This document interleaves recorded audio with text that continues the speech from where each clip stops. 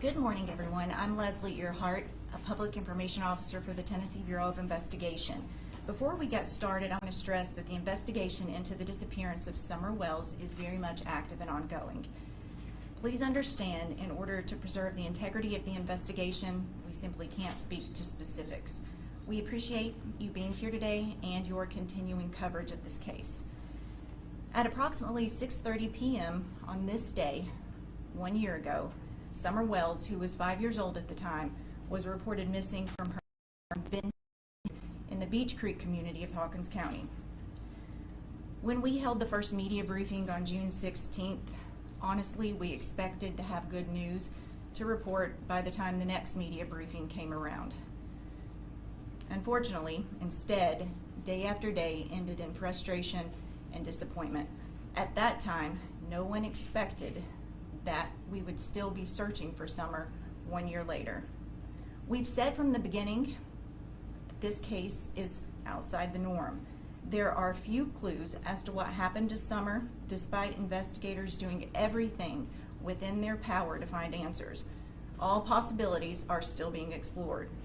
Many of you have asked for details about what's been done over the last year. I can tell you agents and detectives have spent thousands of hours on this case. Numerous search warrants have been executed, cell phone data has been analyzed, and any other available digital evidence has been collected, searched, and documented. This includes the social media accounts of those associated with Summer. 3 large ground searches have taken place in the last year with the assistance of more than 100 local, state, and federal agencies. Those searches do not account for the numerous targeted searches done by agents and detectives as they were following up on potential leads. From TBI alone, more than 100 agents, intelligence analysts, and support staff from across the state have been involved in this case. TBI agents working alongside the Hawkins County Sheriff's Office and the FBI have conducted nearly 170 interviews during the investigation. That does not count the hundreds of phone calls made to follow up on tips reported to law enforcement. While investigators have been diligently working to find answers, they've had to deal with thousands of tips generated by false information that in some cases has been intentionally spread across social media platforms. We know that this case has attracted the attention of individuals across the country who genuinely care about Summer and want nothing more but to help us find answers. We appreciate those people. However, we are also aware that there are some people using this case for their own personal gain by spreading false information on social media posts as facts. Some go as far as to solicit donations. This has had a major impact on the investigation and not in a good way. Moving forward, we ask the public not to submit tips as a result of a video they viewed on YouTube or a theory they've seen posted on Facebook. Please help us and only call if you have direct, specific information about the disappearance of Summer. This investigation weighs heavily on us all, and I can promise you that no one wants answers more than we do, and we are not going to stop until we find them. I'm going to turn it over to Sheriff Ronnie Lawson.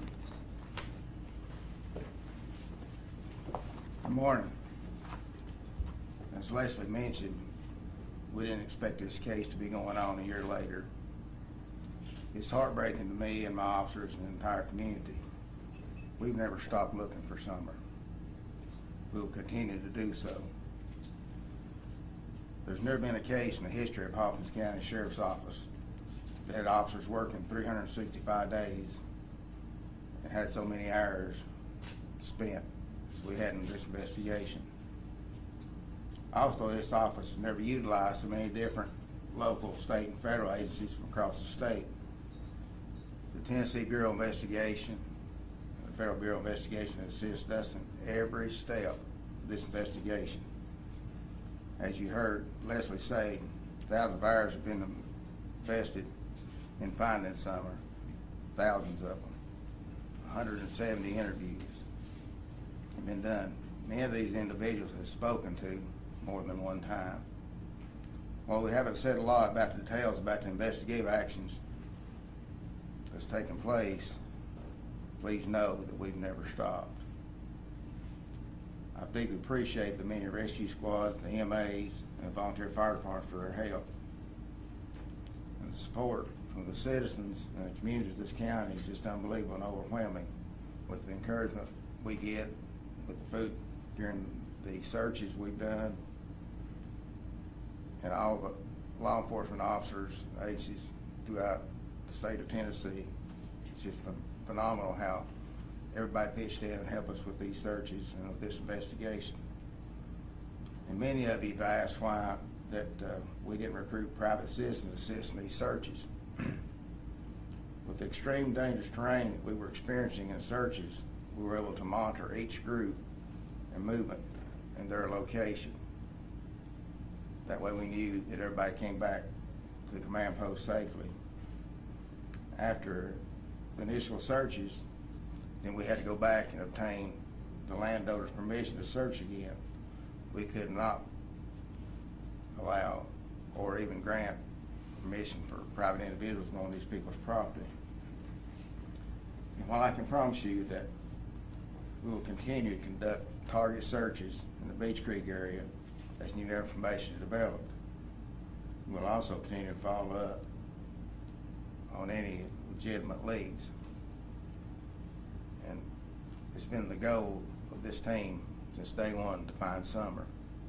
We've never stopped, we've never slowed down, we deal with it every day. And that's the whole purpose of this, to let you all know, despite what you hear, what you see, we haven't stopped.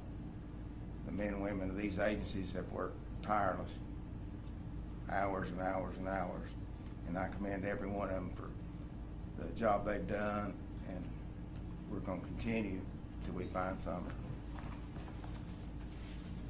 Now, as I mentioned, we can't speak to specifics, but we will take a few questions. A few months ago, you guys said that the parents were not cooperating anymore. Has there been any change in that, especially as Don Wells is incarcerated here in this facility?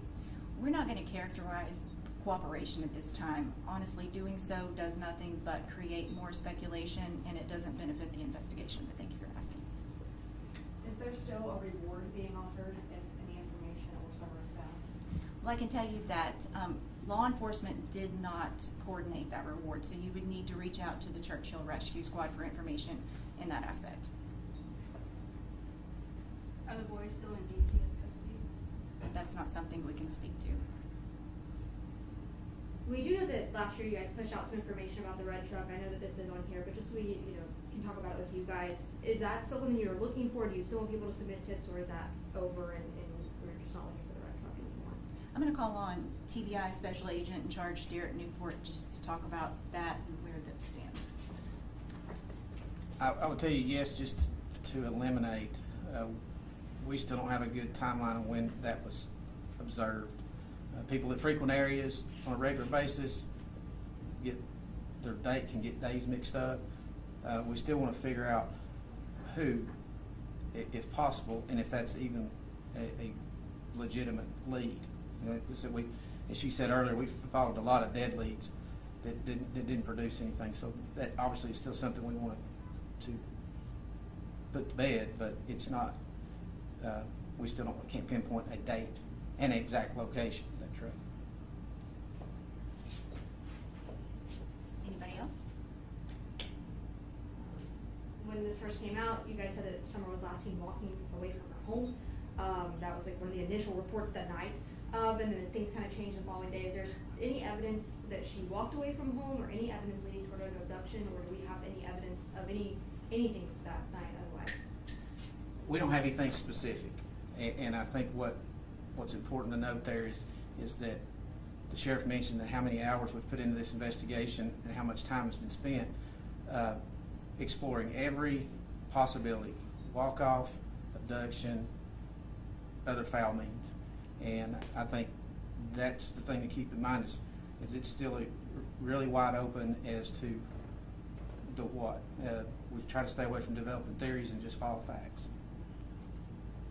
You mentioned that you're continuing to look at this case every day. Are there more searches planned as we're approaching the summer months? No specific plan. However, if we get specific information about a specific location, building, what have you, we will coordinate with each other to go take a look at that location. What made it hard back in the summer is obviously the foliage. That's why you saw the 2 searches that were when the leaves were on the ground, so that we could use air assets and that you could actually see more of what's on the ground at the time. People say, well, leaves to cover things up. Well, you move things around enough, you'll see what you're looking for. In the past, you said that there's no evidence that there was an abduction. Does that still stand? It still stands. Do the facts point towards one theory more than another? No, they do not. Or what happened? Not at this point. Okay. Well, thank you guys for being here. I just want to point out one more thing. This case is not cold. We get asked that a lot. It's not. We're talking to the sheriff constantly. We all work together as one team, and we're determined to find answers. Thank you for coming.